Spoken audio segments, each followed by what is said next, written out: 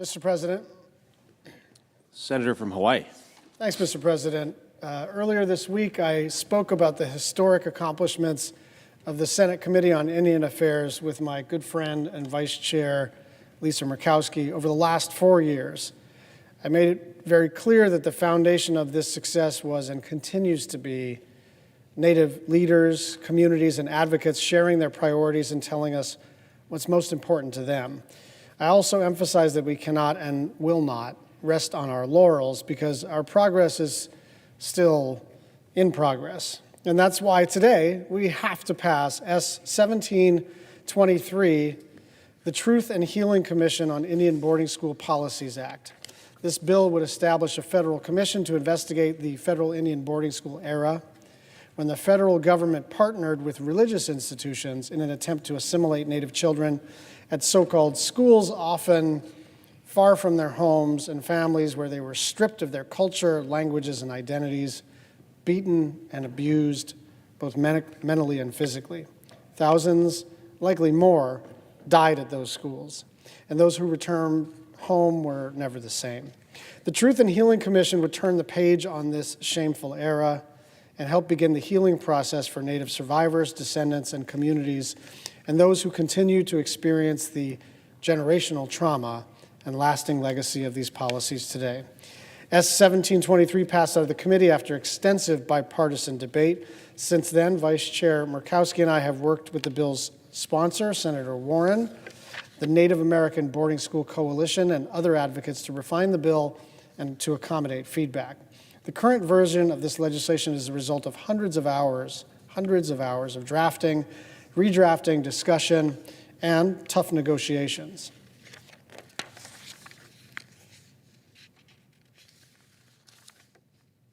I'll now turn it over to the Vice Chair for some remarks before I make a unanimous consent.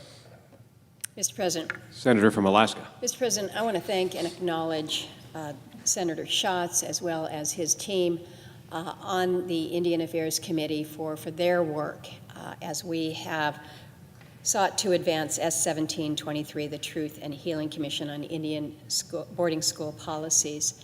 I also want to acknowledge Senator Warren for her help on this and of course, the Native American Boarding School Coalition, so many of the advocates that really have helped us advance this.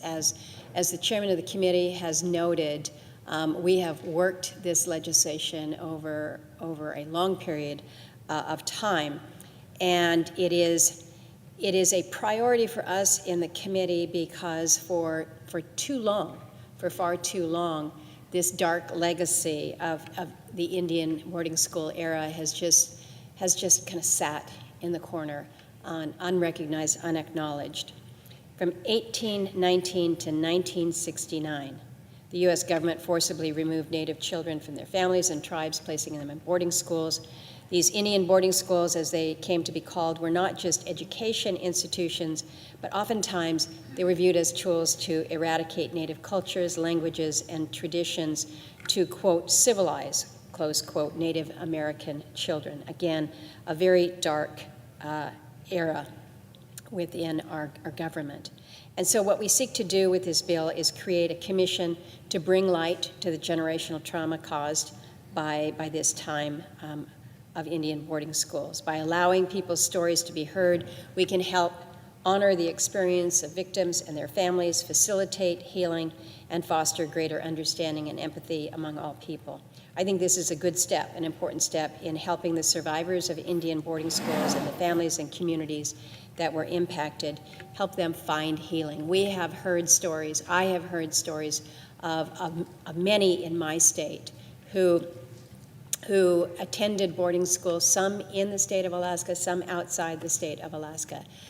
The listening sessions that Secretary Holland led as Secretary of the Interior on this very important issue, again, these are stories that must be recognized, and again, I thank those who have shared them because at many times they were very painful, covering scars from the past, but how we can offer ways to pursue healing is what this commission is all about. So again, my thanks to Chairman Schatz for being such a great partner on this legislation, as well as on so many other matters that we have been able to advance successfully through the committee. And my thanks to the chairman's team and to mine as the ranking member on the committee.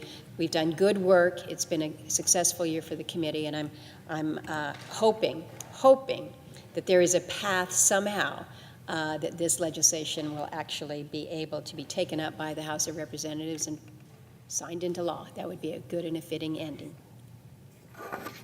Mr. President, Senator from Hawaii.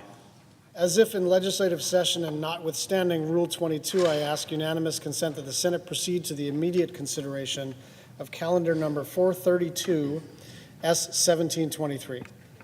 The clerk will report. Calendar number 432, S1723, a bill to establish the Truth and Healing Commission on Indian boarding school policies in the United States and for other purposes.